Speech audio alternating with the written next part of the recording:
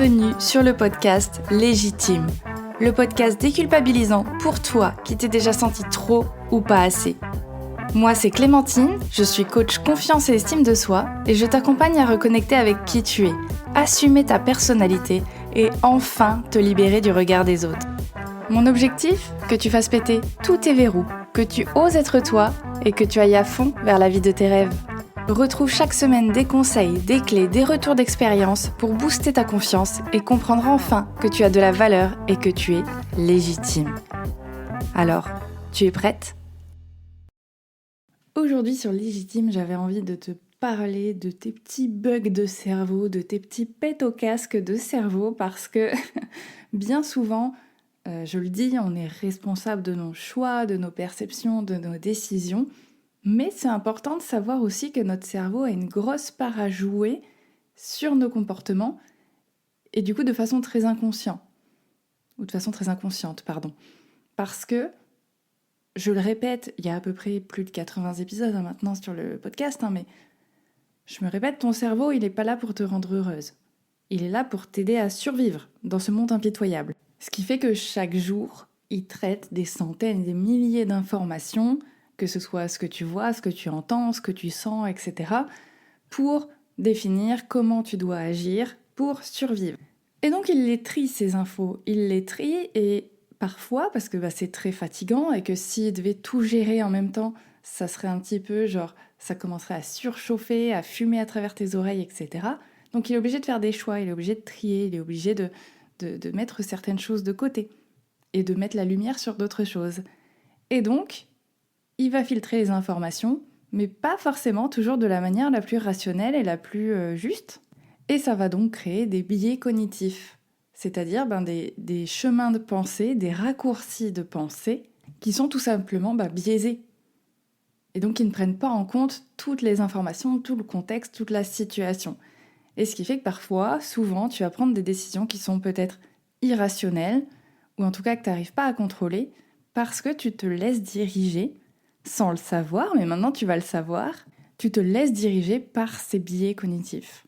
Donc là, aujourd'hui, je vais t'en parler de 3 en particulier, mais il y en a énormément, il y en a 250 à peu près, donc autant te dire qu'effectivement, ton cerveau, il t'induit en erreur très régulièrement et tu t'en rends pas compte. Donc attention, ça ne veut pas dire que tu n'es plus responsable de ta vie, bien au contraire. Si je t'explique ça aujourd'hui, c'est pour que justement tu ouvres un peu les yeux sur certains biais auxquels tu fais face et que derrière tu agisses pour aller un petit peu à l'encontre, quand tu le peux, de ces biais si aujourd'hui peut-être ils te handicapent. Avant de commencer, je t'invite à t'abonner au podcast si c'est pas déjà fait et si c'est déjà fait, à me laisser une note et ou un avis sur ta plateforme préférée. Ça aide vachement à faire connaître le podcast et à créer des humains beaucoup plus sains, beaucoup plus ouverts, beaucoup plus connectés à comment ils fonctionnent, et ça, je pense que c'est vachement important. Donc, le premier biais dont j'avais envie de te parler, c'est le biais du spotlight, ou le biais du projecteur. C'est celui où, justement, dans une situation qui va te mettre un petit peu dans l'embarras, tu vois, où tu vas ressentir un peu de la honte, ou qu'il y a un truc qui te gêne, ça peut être juste un petit complexe comme ça, un bouton sur le front, ou peu importe, tu sais, les petites cernes parce que t'as mal dormi, la tache de café sur tes fringues, ou juste à trébucher sur le carrelage. Enfin bon, ça serait bizarre de trébucher sur un carrelage, mais bon, tu vois ce que je veux dire. C'est dans ces moments-là où tu vas avoir en fait l'impression, ton cerveau va diriger l'impression que tout le monde te regarde.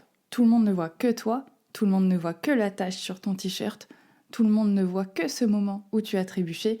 Et surtout, tout le monde se fout de ta gueule, du coup. Évidemment, tout le monde est dans un gros jugement. Là, t'as fait leur journée, quoi. En fait, tu vas vraiment venir surestimer ce que les autres pensent de toi ou de tes erreurs ou de tes complexes ou peu importe. Tu vas vraiment en faire une montagne, c'est vraiment ça. Tu vas avoir l'impression que tout est braqué sur toi, c'est pour ça que ça s'appelle projecteur.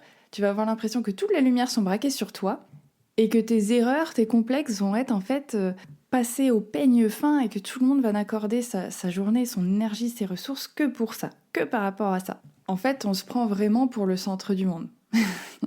Et c'est ça qui est toujours très drôle, c'est que j'avais fait cette remarque sur Insta il y a pas très longtemps où je disais c'est quand même assez fou ce paradoxe où d'un côté quand on manque d'estime de soi, on on se dévalorise beaucoup, on a l'impression de ne pas avoir d'importance, que nos besoins ne valent rien finalement et qu'on ne mérite pas grand-chose. Et en même temps, quand on fait une erreur ou un truc avec lequel on n'est pas très à l'aise, on a l'impression que là d'un coup, on prend une importance phénoménale, que là d'un coup, finalement, tout le monde nous regarde, toute l'attention est dirigée vers nous et qu'on est des stars, quoi. Il n'y a que nous, quoi. Et j'avoue que ce paradoxe me fait un petit peu sourire quand même, parce que je me dis c'est quand même fou, l'esprit humain, on est quand même assez tordu, hein, mais bon, c'est pas complètement notre faute du coup. Donc, ce biais cognitif, tu l'as compris, il braque vraiment la lumière sur toi, enfin t'as l'impression que tout le monde te regarde, et ça peut créer beaucoup d'anxiété, beaucoup de stress. Ça peut être aussi, je l'ai pas précisé, mais tu sais, quand t'es en entretien d'embauche ou que tu dois faire une présentation peut-être devant tes collègues, et que tu te sens stressé de ouf, t'as l'impression de transpirer dans tous les sens, que ça se voit, que ça se dégage, alors qu'en fait, après, tu t'en parles avec tes collègues, ils te disent « Mais ah bon, pourtant, t'avais l'air méga à l'aise, quoi. » Et ça peut être aussi, finalement, à l'inverse, te dire « Putain, mais je comprends pas, j'ai changé de coiffure, ou j'ai fait ci, j'ai fait ça, et en fait, là, personne me le dit, personne remarque tout ce que j'ai fait, là. » Ouais, parce qu'en fait, malheureusement, ou heureusement, tu n'es pas le centre du monde, malgré ce que ton cerveau essaye de te faire croire. Ce qu'il faut comprendre là-dedans pour essayer de lutter, de contrecarrer ce biais, parce qu'au final, déjà, c'est bien d'en prendre conscience, et c'est pour ça que je fais cet épisode, c'est bien de prendre conscience que, là, l'histoire que je suis en train de me raconter, en fait, le scénario catastrophe que je suis en train de me raconter, en fait, c'est juste une histoire que je me raconte et que mon cerveau me raconte. Donc déjà, ça peut permettre de prendre un petit peu de recul sur la situation.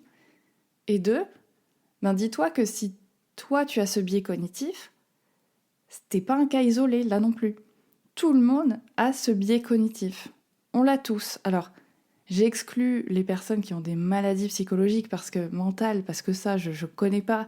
Je peux pas dire avec certitude que c'est la même chose et que ça fonctionne de la même manière, il y a d'autres problèmes. Mais sinon, c'est assez universel.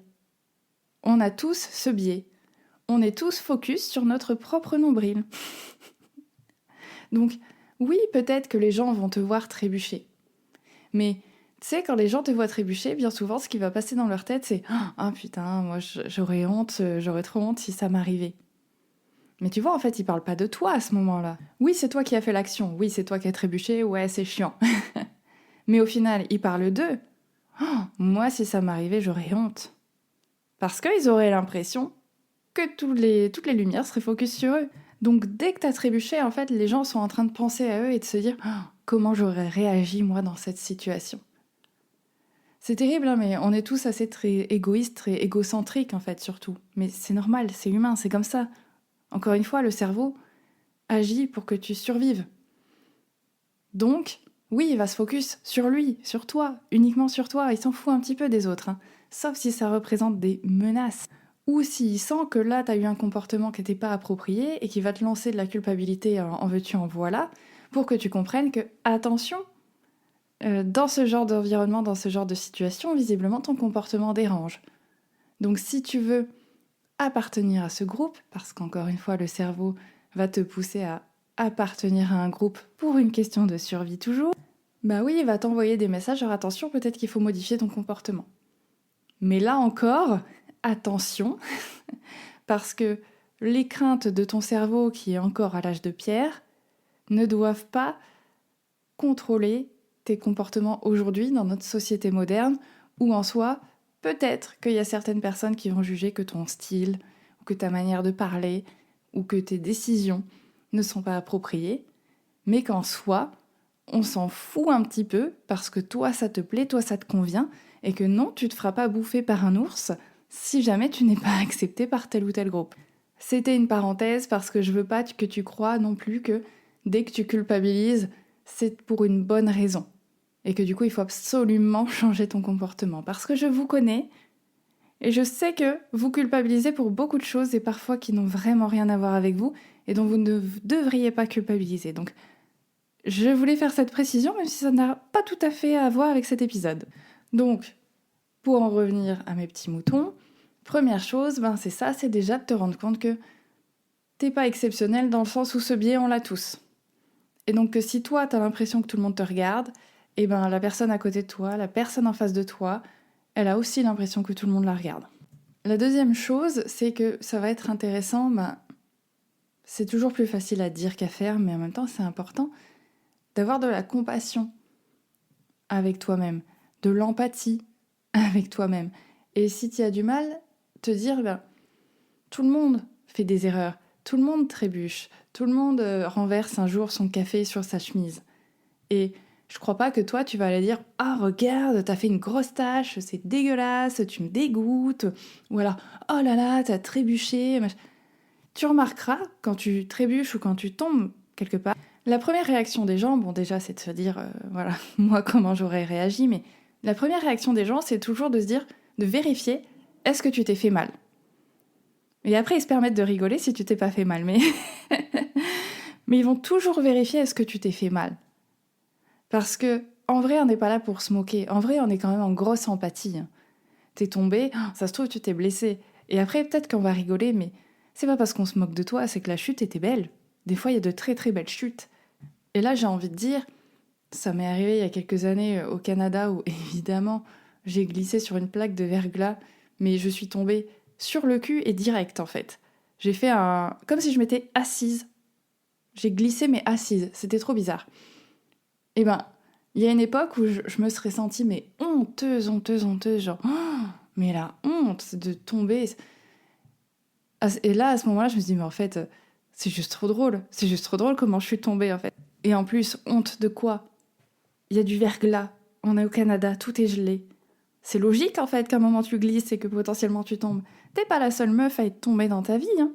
Et ça arrivera encore et encore. Et demain, les gens auront oublié. C'est ça aussi, pour lutter un peu contre ce biais, c'est que les gens auront oublié tout aussi vite. Parce que, encore une fois, les gens ne sont focus que sur eux, sur leur vie, sur leur quotidien. Donc, que tu sois tombé hier, aujourd'hui, ils s'en souviendront pas. Ou alors ils vont s'en souvenir, mais ils sauront même plus qui est tombé. Donc, oui, ça fait peur, mais je trouve que de prendre conscience que ce biais existe et que vraiment, tout le monde est comme ça, donc tout le monde est focus sur soi, et que ça arrive à tout le monde, que tout le monde a le droit à l'erreur, tout le monde a le droit de se planter, de bafouiller, etc. Et d'avoir cette compassion de se dire, moi, si j'avais un pote, un collègue ou quoi que ce soit, j'irais pas lui cracher au visage si jamais il tombe, et que je serais plutôt justement dans l'empathie, dans la compréhension, que justement je me dirais, ah, moi j'aimerais pas qu'on se foute de moi, j'aimerais bien qu'on vienne m'aider si je tombe. Et apporte-toi cette compassion et cette empathie envers toi-même. T'as tout autant le droit d'avoir cette compassion que celle que tu donnes aux autres. Donc je t'invite à faire ça la prochaine fois que t'as l'impression que tout le monde est focus sur toi. Parce que très souvent, je vous entends, c'est ça qui bloque, j'ai peur du regard de l'autre, qu'est-ce qu'on va penser de moi, etc. Si je fais ci, si je me coupe les cheveux, si je machin. J'invite vraiment à te rappeler de tout ça et te dire, ouais, en fait, je suis pas toute seule, tout le monde est focus là-dessus. Et en fait, si moi, ça me plaît, je veux dire, si tu changes de coupe de cheveux, si moi, ça me plaît, tant pis, en fait, ce que pensent les autres, parce que eux, ils vont continuer leur vie. Moi, je vais vivre avec moi et ma coupe de cheveux tout le temps. Et si tu te pètes la gueule, essaye de pratiquer l'autodérision, parce que finalement, si tu rigoles avec les gens, il n'y a plus de problème, en fait. Et ça désamorce tout de suite ce sentiment de honte, ce sentiment d'anxiété, etc. Et tu vois, je parlais justement dans un entretien t'as l'impression que t'es stressée et que ça se voit et tout. Limite, ça, je pense que je l'ai déjà dit dans un épisode, mais limite, tu peux désamorcer en le disant. Voilà, je suis un petit peu stressée, donc je vais peut-être bafouiller un petit peu, mais en tout cas, voilà, je vais tout faire pour assurer. Moi, en tout cas, ça me désamorce tout de suite. Je me dis, voilà, c'est dit, comme ça, on n'en parle plus. J'ai pas l'impression que les gens vont essayer de sonder mon âme. Au moins, ils le savent, j'ai donné l'info. Donc vraiment, je t'invite à essayer. Ensuite, je vais passer au deuxième biais qui est assez frappant et que j'entends beaucoup en ce moment de certaines femmes, donc j'avais envie de te parler de celui-ci quand même, qui me semble un peu vital à comprendre. C'est le biais des coûts irrécupérables, qui est lié au biais de l'aversion à la perte. Donc ce biais, c'est quoi ? En fait, c'est un phénomène psychologique, toujours, qui va venir influencer tes décisions. En fait, ce biais, il vient nous pousser à persévérer dans une action, dans un investissement, alors que le plus rationnel, le plus logique, le plus pertinent, ce serait vraiment d'arrêter, d'investir du temps de l'énergie, de l'argent là-dedans. Mais en fait, on va continuer, on va poursuivre, parce qu'on a déjà tellement dépensé justement de temps, d'argent, d'efforts là-dedans, qu'on se dit je vais quand même pas gaspiller, je vais quand même pas arrêter après tout ce que j'ai fait pour ça, après tout ce que j'ai investi, là il faudrait que j'arrête, mais en fait c'est pas possible, en fait, je ne peux pas. Donc je vais poursuivre, je vais continuer à investir plein d'efforts, d'argent, de temps, ça dépend de la situation, et je vais peut-être finir par m'épuiser et à mener un projet en fait qui est limite peine perdue. Et pour que tu comprennes bien, je vais te donner des exemples, je pense qu'ils vont être assez parlants, mais tu vas avoir, justement, tu sais, tu vas au cinéma, tu payes ta place, et en plus, maintenant, le cinéma, ça coûte une blinde, donc c'est que tu as fait un vrai choix, tu as pris une vraie décision d'aller voir ce film. Et là, au bout de 20-30 minutes, tu te rends compte que c'est un enfer. C'est nul, c'est voire mal joué, c'est le scénario, il est nul, il n'y a pas de scénario, c'est voire limite contraire à tes valeurs, enfin tout ce que tu veux. Et qu'est-ce que tu fais? Ça serait quoi la décision rationnelle, logique à ce moment-là? Ça serait de te casser. C'est bon, en fait, c'est de la merde, je me casse. Mais non, tu vas rester parce que tu as investi de l'argent là-dedans. De l'argent ou du temps. Ouais, mais ça fait déjà une demi-heure que je suis là, bon tant pis, je vais subir jusqu'à la fin. Ou alors, j'ai payé 15 balles ma place, je peux t'assurer que je vais la rentabiliser, quoi. Tu vois, il y a cette idée de il faut que je rentabilise, faut qu'il y ait cet investissement-là, il soit rentabilisé. Je peux pas gâcher, gaspiller. Alors que tu pourrais très bien te barrer de cette salle et aller faire une autre activité qui te plairait beaucoup mieux et qui te ferait pas perdre du temps, parce que là, au final, tu perds du temps aussi à regarder un film qui ne te plaît pas. Mais non. Parce que tu as investi quelque chose, tu restes. Et ça, en plus, je l'ai observé il y a pas très longtemps dans une salle de ciné. Déjà, avec mon conjoint, le film, on était là genre, mais qu'est-ce que c'est que ce bordel? Et on est resté. Donc tu vois, je te dis pas ça comme si c'était facile de lutter contre ces biais. Il y a plein de choses qui se mettent en place, et on va en parler rapidement. Je pense qu'il faudra que je fasse un épisode à part, mais c'est pas évident. Mais tu vois, la femme à côté de nous, elle était vraiment en train de fumer de colère contre ce film. Pour elle, c'était une aberration, il y avait que des conneries dedans. Pour elle, c'est vraiment une torture. Ça se voyait qu'elle passait vraiment pas un bon moment et qu'elle est ressortie très très en colère. Mais est-ce qu'elle a quitté la salle avant la fin? Non. Non, non. Alors que ça aurait été beaucoup plus rationnel de sortir tout de suite. Je te donne un autre exemple. Si tu as choisi des études, je sais pas, de droit à la base, voilà, tu t'es lancé dans les études de droit. Et puis, au bout d'un an, au bout de 2 ans, tu te rends compte en fait que ça ne te plaît pas. Ça ne te plaît pas du tout, c'est vraiment quelque chose qui te fout des suées la nuit, tu prends aucun plaisir, t'as aucune envie d'être avocate ou juriste ou ce que tu veux. Mais donc la décision rationnelle, ce serait de dire j'arrête et je change. Je vais voir autre chose, je vais tester autre chose parce que là c'est pas viable. Mais non. Tu vas rester, tu vas poursuivre dans ces études-là, tu vas peut-être commencer à bosser dans ce domaine-là. Et puis, dans quelques années, tu feras un burn-out et tu vas péter un plomb, faire une crise de la quarantaine ou peut-être même avant parce que, c'est pas ça que tu voulais. Mais, à un moment donné dans ta vie, tu t'es dit, ouais, mais après tout le temps que j'ai passé dans ces études, ou alors peut-être avec tous les frais que j'ai investis dans cette formation, j'ai payé, je sais pas, 10 000, 15 000 mon école de commerce. Je peux quand même pas abandonner. Après tout ce que j'ai investi, et encore une fois, je te le dis, en temps, en énergie, en effort, tu prends ce que tu veux, ce qui est important pour toi, mais après tout ce que j'ai investi, je peux pas arrêter quand même. Faut que j'aille au bout, envers et contre tout. Tu vois, ça crée un petit côté très obstiné, parce que t'as l'impression, et je te disais tout à l'heure, c'est lié à l'aversion à la perte, parce que l'être humain n'aime pas perdre.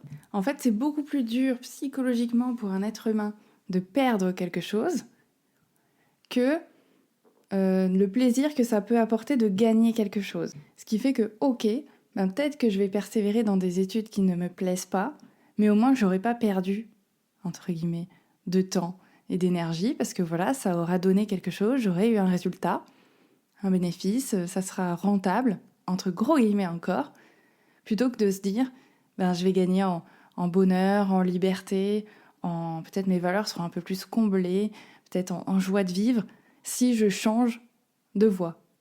Parce qu'en fait, ben voilà, le cerveau n'aime pas perdre. Donc il préfère privilégier le tant pis, je reste là où je suis, même si c'est pas ouf, plutôt que d'un potentiel avenir meilleur, mais qui est en plus incertain. En tout cas, j'ai pas la preuve concrète de ce que j'aurai derrière. Et je te disais tout à l'heure qu'en ce moment, j'entendais pas mal de femmes avoir des discours dans ce sens-là, enfin en tout cas dirigés, il me semble, par cette aversion à la perte, par ce biais des coûts irrécupérables. Et ça, tu le retrouves beaucoup du coup dans les relations de couple. Hein? Ben voilà, je me suis investie plus de 4 ans, 5 ans, 6 ans, 10 ans dans mon couple. J'ai peut-être investi beaucoup d'énergie parce qu'on a eu des mésententes, parce qu'il y a eu des conflits, parce qu'on a dû trouver des compromis. Et c'est toujours moi qui ai fait les efforts. J'ai beaucoup investi pour que ça fonctionne, pour que ça marche, malgré tout, malgré nos différences, tout ce que tu veux. Donc, je vais quand même pas, aujourd'hui, parce que ça se passe pas bien, parce qu'aujourd'hui, ils m'écoutent pas autant qu'avant, on partage pas autant qu'avant, on est plus coloc qu'autre chose, je vais quand même pas tout gâcher, gaspiller tout ce temps passé ensemble et ces efforts fournis, parce que ça va pas en fait. Après tout ce que j'ai investi, je peux pas m'arrêter maintenant. Ça voudrait dire quoi de moi en plus? Et de mon couple? Ce qui fait qu'il y a beaucoup de femmes, et d'hommes aussi, mais là c'est parce que en ce moment je parlais à pas mal de femmes comme ça, qui vont rester dans des relations amoureuses, finalement pas par amour, plus l'idée par l'amour, parce que en soi, attention, je dis pas qu'il faut quitter son mec tout de suite.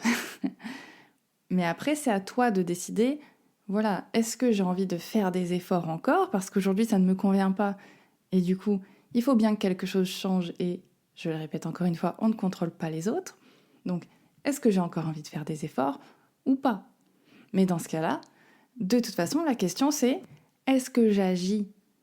Est-ce que ma décision, peu importe quelle est-elle, est-ce qu'elle est dirigée par l'amour ou par la peur de perdre quelque chose ou par la peur de perdre tout ce que j'ai investi? Je fais une petite dédicace à une amie, mais de toute façon, ça a été mon cas aussi à une époque dans une ancienne relation, même 2 anciennes relations. Il y avait de l'amour. J'étais pas heureuse dans mon couple. Il y avait encore de l'amour, mais si je suis honnête aujourd'hui avec le recul, ce qui a fait que j'ai eu du mal et que je l'ai pas fait en plus, j'ai pas été courageuse à ce moment-là. Ce qui a fait que j'ai eu du mal à arrêter la relation, c'est parce que j'avais tellement investi dedans. J'avais tellement tout donné. J'avais tellement sacrifié ma propre personnalité, mes propres besoins, mes propres limites, que là, me dire en fait que ça avait peut-être servi à rien ou que j'allais arrêter, qu'on allait tout couper et que tout ça, ça allait bénéficier à la future meuf, en fait, c'était inconcevable pour moi. Toute cette énergie donnée dans ce projet, limite mon mec c'était un projet, tu sais, pour que ce soit même pas moi derrière qui en bénéficie, alors que j'ai donné mon temps, mon énergie et voire mon argent. Et du coup, tu sais ce que ça a fait? En fait, j'ai continué à redoubler d'efforts. J'ai continué à redoubler d'efforts, à continuer à me sacrifier et à tout donner pour le couple, parce que je me suis dit, je ne peux pas perdre. Mais au final, qu'est-ce qui s'est passé? Ça s'est arrêté, dans tous les cas, ça a été violent pour moi.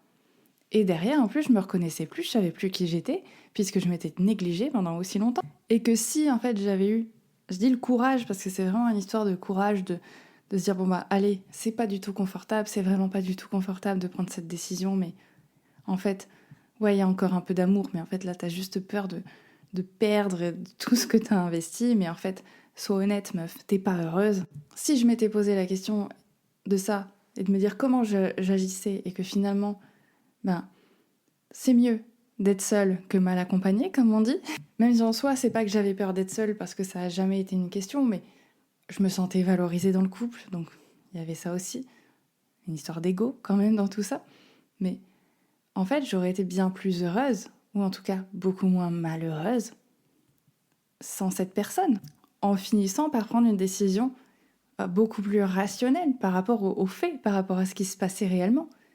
Je veux dire, si j'avais posé la question à une amie, si une amie m'avait posé la question plutôt, par rapport à son couple comme ça, je lui aurais dit t'as vraiment envie de rester avec cette personne ou c'est juste que t'as pas encore trouvé le prochain qui pourra remplacer cette personne. Donc encore une fois, l'idée c'est pas, là si t'es dans cette situation, de larguer ton mec à tout prix, hein, pas du tout.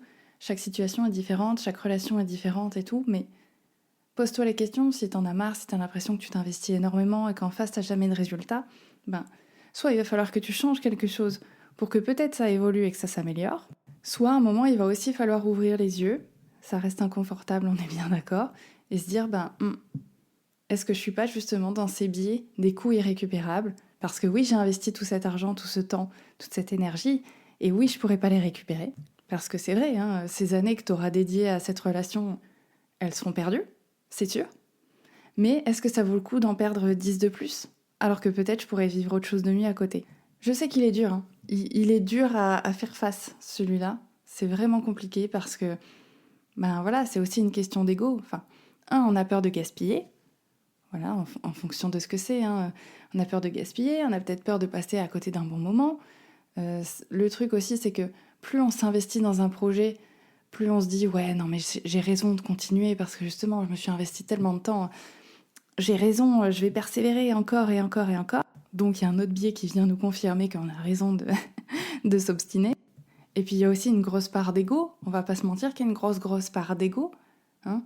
Parce que c'est super dur pour l'être humain d'avouer qu'on a eu tort, qu'on s'est trompé, qu'on a persévéré sur un truc qui n'était pas le bon. Hein, c'est super dur à avouer. Hein, ou genre j'ai financé un projet et en fait je me rends compte qu'il mènera à rien.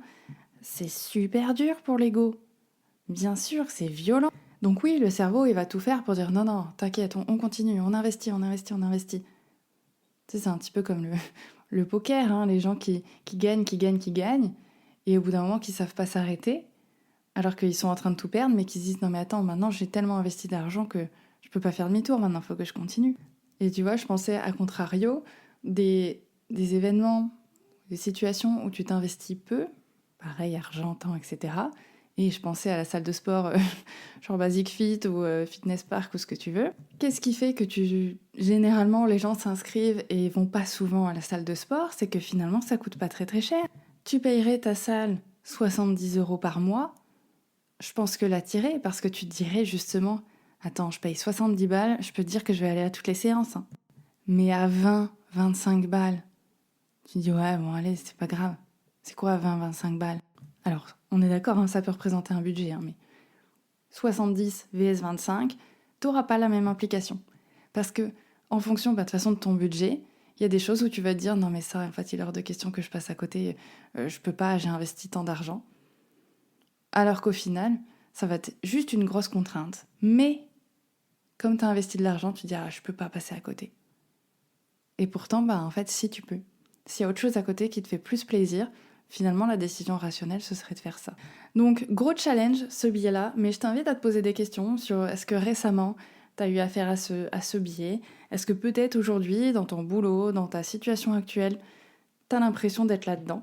Et si tu as du mal à faire face, parce que c'est pas évident, n'hésite pas à te faire accompagner, justement. On peut voir ça en coaching pour venir démonter un peu tout ça et choisir, prendre des décisions qui sont beaucoup plus rationnelles et bénéfiques pour soi-même.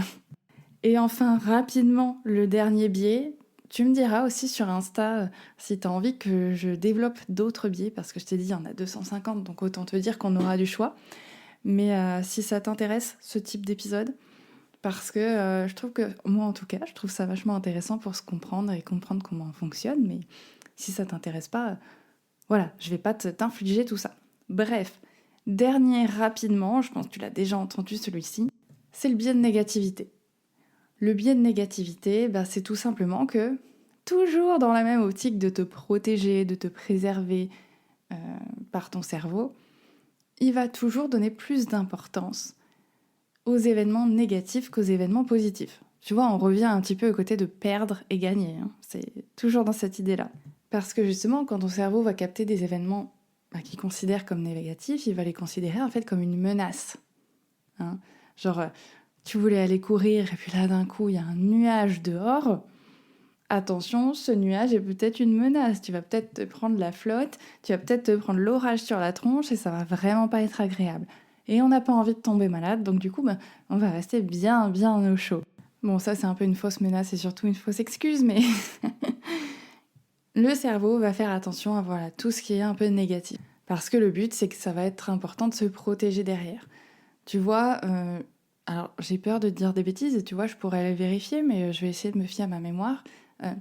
Pour un commentaire négatif, par exemple sur, je sais pas si tu as une entreprise ou si quelqu'un te fait te fait une remarque, je sais pas, ta mère, ton conjoint qui dit « Ah, t'as un peu grossi », il va falloir 7 compliments, 7 avis positifs pour venir contrebalancer le négatif. Donc on se rend bien compte qu'il y en a un qui a un peu plus de poids que l'autre. Pourquoi ? Parce que le positif en soi, ouais, c'est cool, ça va te rendre heureuse, ça va te faire plaisir. Mais encore une fois, ton cerveau, il en a rien à foutre que tu sois heureuse.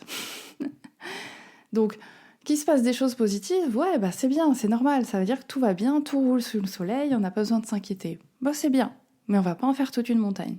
Par contre, un avis négatif, tout de suite, ça revient, ça relie à tu vas être exclu du groupe, tu vois, t'es pas aimé, on va être exclu, il y a personne qui va nous aimer, on va finir seul, et moi j'ai pas envie de finir seul parce que la solitude c'est vraiment pas bien pour les êtres humains.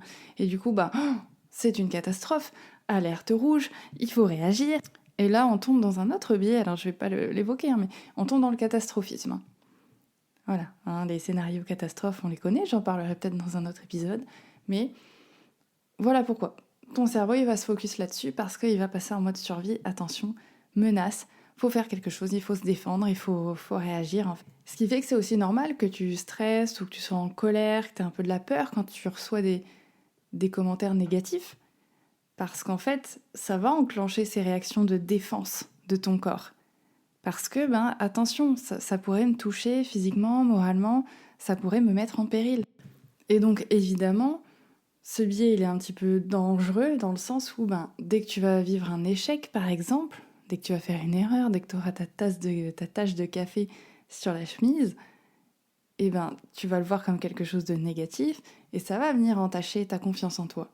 Parce que tu vas venir, consciemment ou inconsciemment, renforcer ce discours de « attention, ça c'est pas bien, ça c'est mauvais, regarde, t'as beaucoup moins de valeur, comme ci ou comme ça, tu fais beaucoup moins professionnel, etc. » Donc si je t'en parle ici, il est moins développé que les autres, dans le sens où je pense qu'on comprend assez vite et on s'en rend vite compte qu'on a tendance à voir le négatif. Si je te demande ta journée, il y a de fortes chances que tu me dises « ouais, il y a eu ça au travail, il y a eu un client, c'était un gros con, en plus il a plu, j'ai marché dans la flotte », que tu me dises oh, « c'était merveilleux, j'ai vu un beau rayon de soleil, c'était super, il y a un client qui m'a souri, j'étais trop contente ». Alors si tu y arrives, c'est génial, c'est que tu as déjà commencé à bosser là-dessus, mais je sais qu'il y a beaucoup de gens qui ne voient que le négatif, en tout cas, qui accordent énormément d'importance au négatif, et le positif, ouais, c'est bien, mais il y avait ça de négatif. Donc là, l'idée, c'est très simple, mais c'est pas facile, c'est qu'il va falloir commencer à ouvrir les yeux déjà sur les événements positifs qui t'arrivent, même si ça te paraît complètement banal, mais tu vois, moi je vais te donner 2-3 exemples de « il en faut peu pour être heureux », mais moi l'autre jour, j'ai acheté des petits contenants pour ranger dans mes toilettes pour que ce soit un peu moins le merdier. J'ai été trop heureuse, parce que justement, ça faisait moins merdier, que ça faisait beaucoup plus propre, et que du coup, ça a illuminé mes toilettes, quoi. Pareil, mes petits semis qui commencent à pousser pour que je puisse planter dans mon potager, ça me met en joie. Même si c'est une toute petite feuille qui sort, ça me met en joie. Le soleil, on va pas se mentir, ça joue sur le moral de tout le monde. Les rayons de soleil qui arrivent, ça me met en joie. Et ça, c'est très bien. Et ça me fait du bien. Ma coachée qui m'envoie un message pour me dire qu'elle ne se reconnaît plus, mais dans le bon sens du terme, ça me met grave en joie. Et tout ça, c'est vraiment important de le noter quelque part. Je t'invite vraiment à le noter ou à le dire à voix haute, mais tu vois que ça soit vraiment concret, pas juste une petite pensée qui passe genre ouais, il y a eu ça. Je t'invite vraiment à le noter parce que c'est important d'entraîner ton cerveau, c'est vraiment un muscle. Lui, il s'est entraîné à voir le négatif, ça va être important de l'entraîner à commencer à voir toutes les petites choses positives, même si elles paraissent minimes, mais qui en fait auront un impact énorme sur toi, sur ta façon de te voir, ta façon de voir les choses, ta façon de percevoir les événements. Parce qu'au lieu de te dire « Ah je suis allée courir mais je me suis pris la flotte, c'était horrible, ben tu pourras te dire ah ben en fait je suis allée courir sur la flotte et c'était trop agréable parce que j'étais tranquille, ça me faisait frais et moi qui ai tout le temps chaud quand je cours, en fait ça m'a fait un bien fou. Bon, l'exemple sera peut-être pas bon parce que si t'aimes pas courir, tu vas me dire non, mais jamais de toute façon, mais tu comprends plus ou moins ce que je veux dire, donc fais un effort. Et ensuite, ben, l'idée, c'est aussi de faire attention, si tu sens que tu sombres dans le négatif, essayer de recadrer. Essayer de recadrer et de raisonner autant que faire se peut, et de te dire, est-ce que c'est aussi négatif, aussi catastrophique que ça ? Parce que des fois, je t'avoue, j'entends mon mec qui commence à râler, il fait « Ah putain, c'est pas possible !» Et je me dis « Quoi ? Il y a un truc grave !» Et en fait, il a renversé, je sais pas, le paquet de riz, tu vois. Et pour moi, en soi, c'est pas grand-chose, quoi. Enfin, moi, j'avais l'impression que la maison avait brûlé, tu vois. Donc, dans ces cas-là, essaye vraiment de prendre le recul et de dire « Bon, en vrai, concrètement, qu'est-ce qui se passe, quoi ? Est-ce que c'est catastrophique que j'ai renversé le riz ? Non, je pense pas. Et puis, c'est pas le riz qui coûte le plus cher, donc... Mais tu vois ce que je veux dire ? Essaye de recadrer, en fait, ce côté catastrophisme, etc. Essaye de le recadrer, de dire concrètement quelle est l'importance que je donne à cet événement. Et à côté, est-ce que ça m'a pas fait un petit peu marrer de, de voir tout ce riz par terre ? Bon, peut-être pas, hein, mais en vrai, est-ce que c'est pas un peu drôle ? Si c'était arrivé à X ou Y, est-ce que j'aurais pas un petit peu rigolé ? Et puis, derrière, quoi ? Il va se passer quoi ? Je vais ramasser le riz et fin de l'histoire, en fait. Tu vois, c'est vraiment venir recadrer et pas laisser ton cerveau partir en mode oh, « Mon Dieu, c'est la fin du monde, je suis trop nulle, j'ai renversé du riz. » Oui, et ben comme tout le monde un jour dans sa vie, tu vois. Voilà, donc je m'arrêterai là parce que sinon ça va être très très très long. Tu vois, longtemps j'ai pas fait d'épisode, mais là quand je l'ai refait, je l'ai fait long. En tout cas, t'en auras pour, pas ton argent, mais j'espère que... Tu seras satisfaite de ce que t'entends. Et j'espère aussi que si t'as pas aimé l'épisode, t'auras pris le temps de le quitter avant et que tu ne seras pas forcée à l'écouter en entier, que tu l'auras pas pris comme un coup irrécupérable. Mais en vrai, j'espère que tu les écoutes en entier et que ça te plaît.